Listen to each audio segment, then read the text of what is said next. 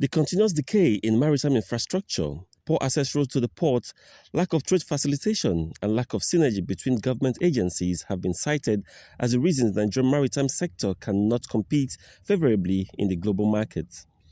National President of African Association of Professional Freight Forwarders and Logistics of Nigeria, AFLON, Otumba Frank Ogunojemite, and Haji Abola Muse, the National Financial Secretary of Association of Nigerian Licensed Customs Agents, ANALCA, in an exclusive interview with our correspondent, says the physical examination system adopted by Nigerian Customs Service instead of scanners, as well as the ineffectiveness of the single window and lack of multimodal means of transporting cargo out of the port, are responsible for the backwardness the sector experiences.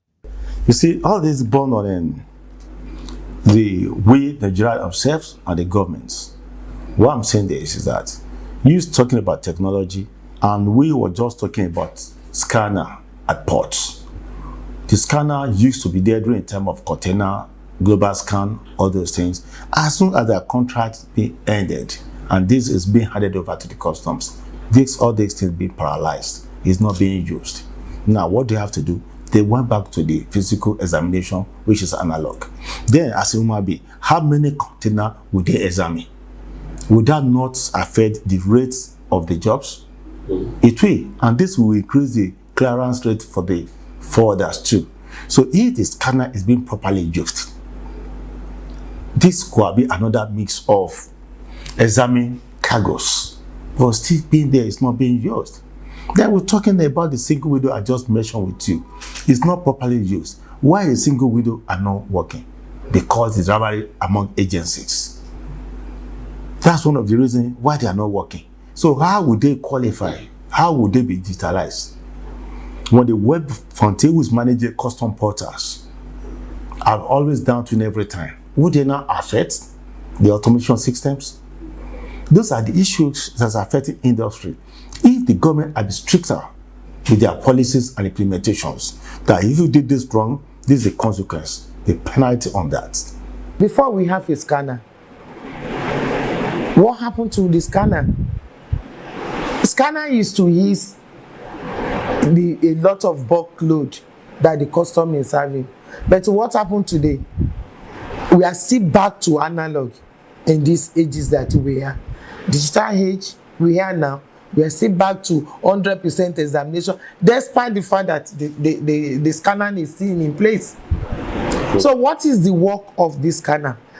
We still need the right people in the right place. In addition, they say if Nigeria must rub shoulders with their international counterparts, the nation must embrace the use of technology to facilitate the clearance of cargo from the port in 24 hours to reflect a maritime policy guided by national interest. It boils down to the leadership.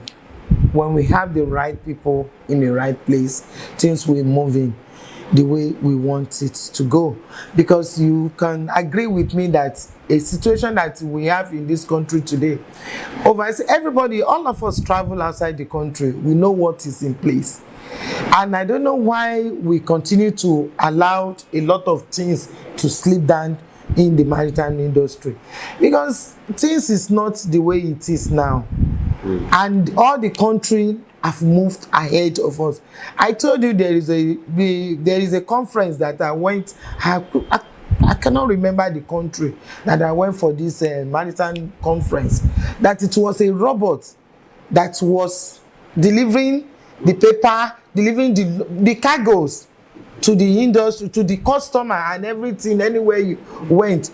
But you know, this country, I don't know. We just need to have the right people.